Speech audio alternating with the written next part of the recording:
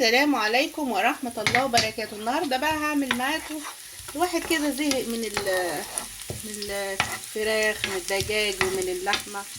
النهاردة بقى هعمل معاكم ايه، أكلة سريعة كده وايه وخفيفة برضه حلوة يعني. اسمها شكشوكة المصرية. أول حاجة هنحط شوية زيت زيتون أو زيت عادي. بعد كده نقطع بصلتين كده ترانشات صغنططة جوانح وايه، وهنخليهم يصفروا بس. بعد كده معانا البيض اهو، قطعت طماطم وفلفل كده. هحط دلوقتي الفلفل والطماطم بالشكل ده.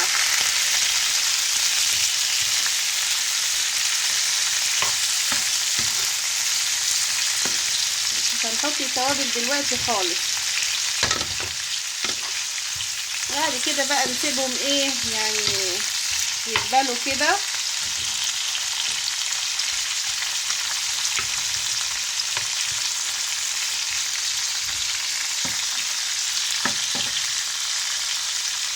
طبعا هي بتتاكل بالخبز بالعيش.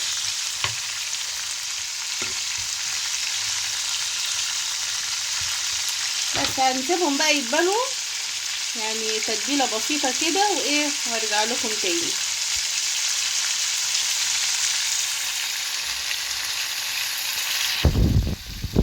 رجعت لكم تاني اهو، شكلها كده بالمنظر الجميل ده. جينا بقى هنا ايه، عملنا البيض هنقلبه كده اهو.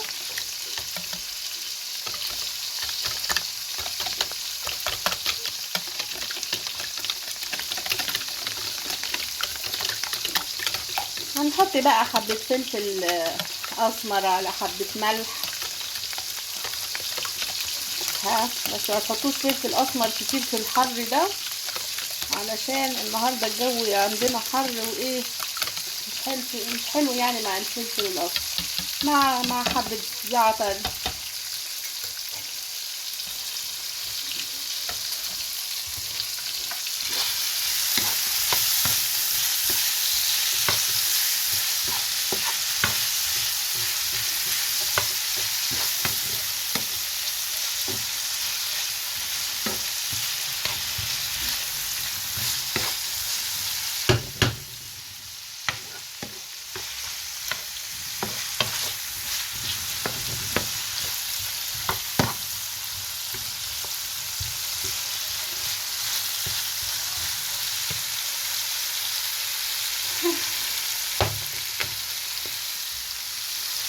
فلفل اسمر.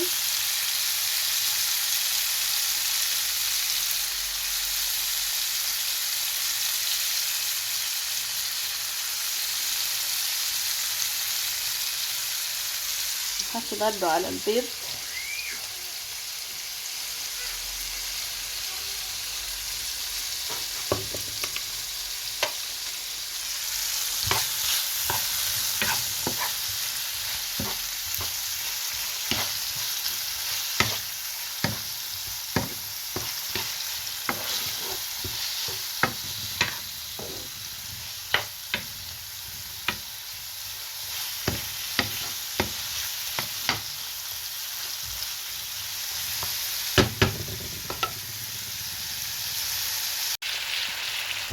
زعتر.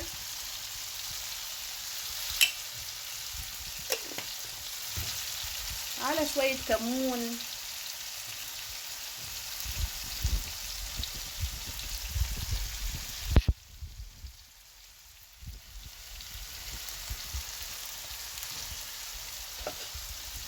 نقلب بقى. اول ما نحس ان الطماطم دبلت كده هي والفلفل مع البصل، هنحط بقى الايه، هنحط البيض.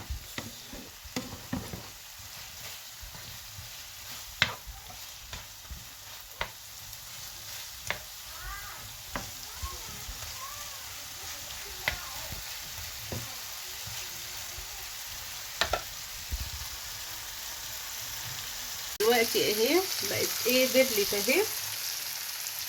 حطينا على البيض فلفل اسمر وملح، وهننزل بقى دلوقتي كده اهو.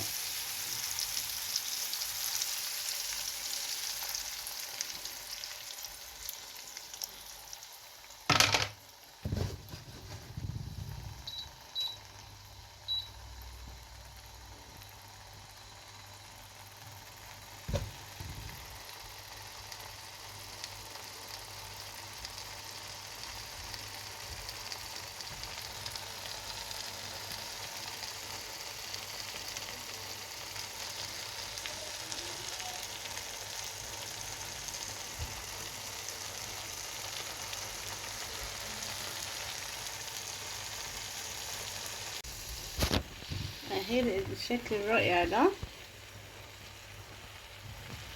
زي البيتزا كده، تشبه البيتزا.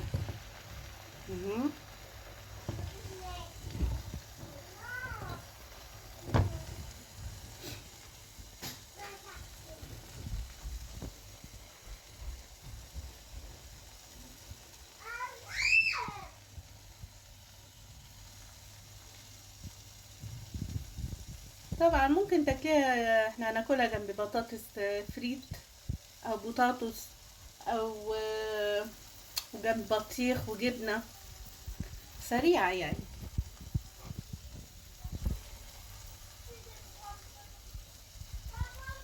وخبز اهو.